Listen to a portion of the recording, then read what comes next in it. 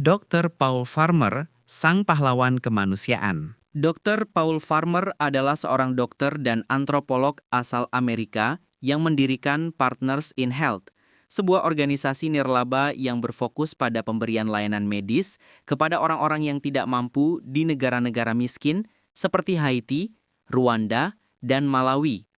Tidak hanya menyediakan perawatan kesehatan dasar, Dr. Farmer juga berjuang untuk mengatasi ketidaksetaraan dalam sistem kesehatan global. Keunikan dari Dr. Farmer adalah dedikasinya yang luar biasa dalam mengubah sistem perawatan kesehatan di negara-negara berkembang. Ia tidak hanya mengobati penyakit, tetapi juga memperjuangkan keadilan sosial dengan berusaha memperbaiki akses ke perawatan kesehatan yang layak bagi masyarakat miskin. Dr. Farmer adalah contoh nyata dari seseorang yang menggunakan ilmu pengetahuan dan pendidikan untuk menyelamatkan nyawa dan merubah dunia menjadi tempat yang lebih adil. Yang belum banyak orang tahu adalah bahwa meskipun dikenal sebagai seorang ilmuwan terkemuka, Dr. Farmer pernah hidup di gubuk-gubuk di Haiti dan mengabdikan hidupnya di sana untuk membantu orang-orang yang tidak memiliki akses ke rumah sakit. Malala Yousafzai, pembela hak pendidikan perempuan. Malala Yousafzai adalah seorang aktivis asal Pakistan yang memperjuangkan hak anak perempuan untuk mendapatkan pendidikan. Ia menjadi terkenal dunia setelah ia ditembak oleh Taliban pada usia 15 tahun hanya karena ia menuntut agar anak perempuan di Pakistan dapat bersekolah. Setelah insiden itu, Malala tidak hanya selamat, tetapi ia menjadi simbol kekuatan, keberanian, dan ketahanan perempuan di seluruh dunia. Keunikan dari Malala adalah kemampuannya untuk terus berjuang meskipun menghadapi ancaman kematian. Dalam usianya yang masih muda, ia berhasil menginspirasi jutaan orang di dunia untuk memperjuangkan hak atas pendidikan.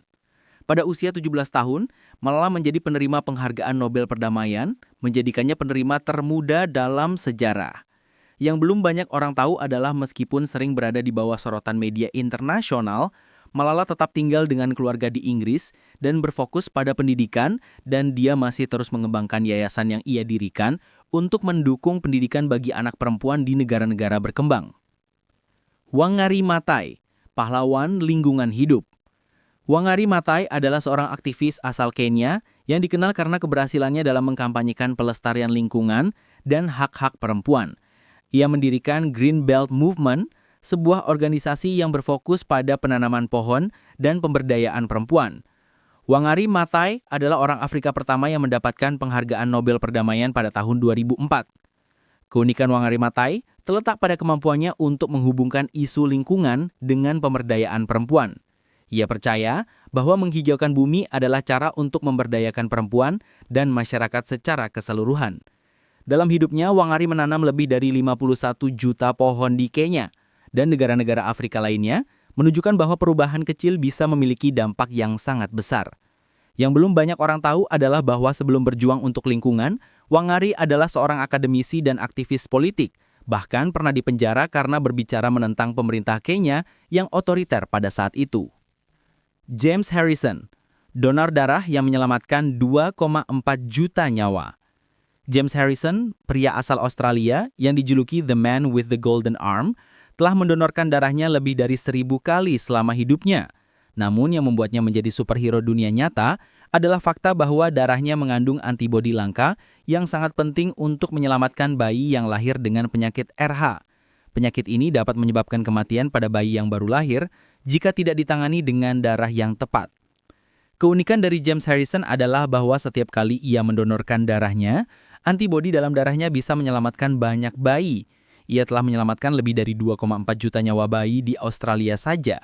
Hingga akhirnya, pada usia 81 tahun, Harrison menghentikan donornya karena batas usia yang ditentukan.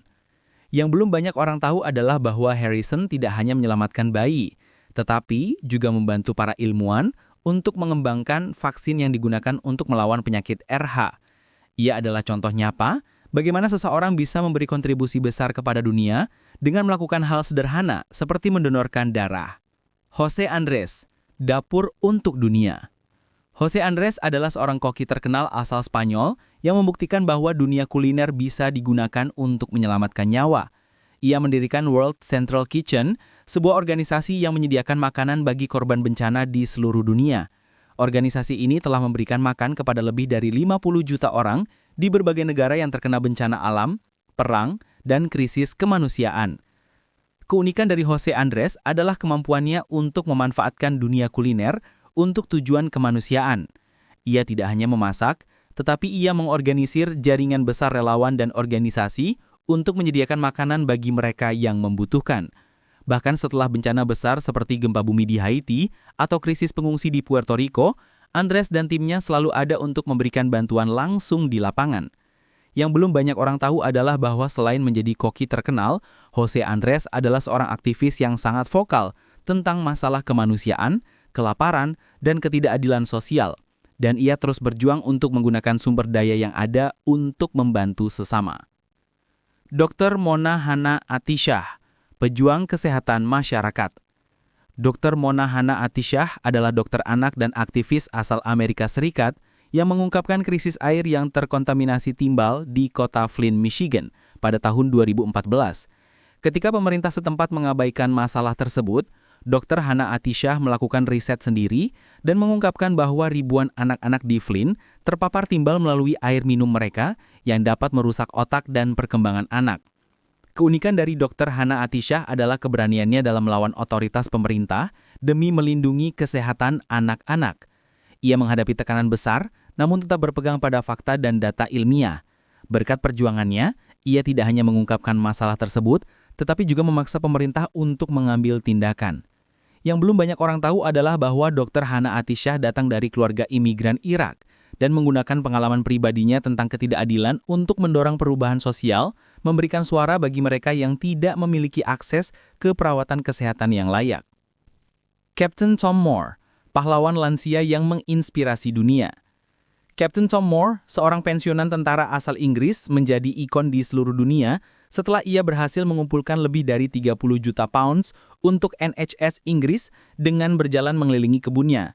Pada usia 99 tahun, ia berjalan sebanyak 100 putaran dengan tongkat sebagai bagian dari kampanye penggalangan dana selama pandemi COVID-19. Aksi mulianya ini menginspirasi jutaan orang dan membuatnya mendapat gelar kebangsawanan dari Ratu Elizabeth II. Keunikan Captain Tom Moore adalah usianya yang sudah sangat tua, namun semangat dan tekadnya untuk membantu tenaga medis Inggris dalam menghadapi COVID-19 begitu luar biasa.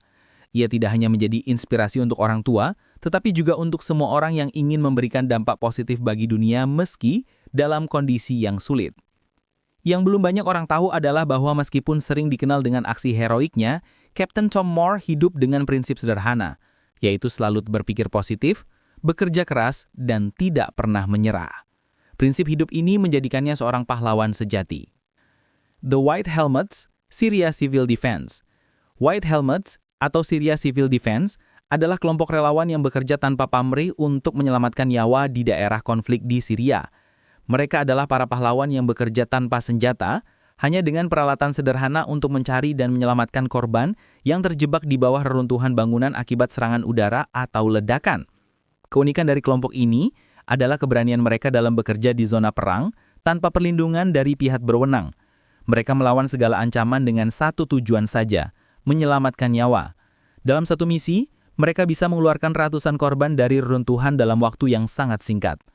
Yang belum banyak orang tahu adalah bahwa meskipun sering berada dalam bahaya besar, banyak anggota The White Helmets yang rela mengorbankan nyawa mereka demi menyelamatkan orang lain. Mereka adalah contoh nyata dari keberanian dan kemanusiaan di tengah kekerasan dan kehancuran.